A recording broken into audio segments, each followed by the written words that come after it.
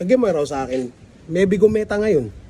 Ang meta ngayon, lalaki na mag-grocery, lalaki na mamalengke, lalaki na magluto, lalaki na maglaba. Ano? Ba't kaya ganun? Mapaisip rin ako. Sino nagpauso niyaan? Taltagan ko talaga.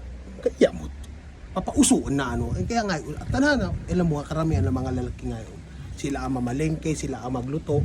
Di ba dati ang kasabihan nila kapag manligaw ang lalaki sa babi ay, o kaya ang babi ay para hindi lakadana lalaki ay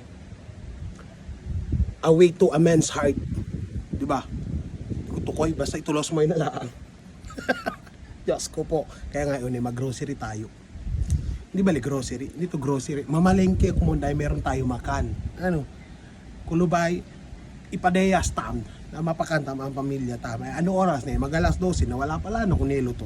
Ay mataranta na rin ako. Ay tara, gumamoy ako. Rekta ako magpagupit. Let's go.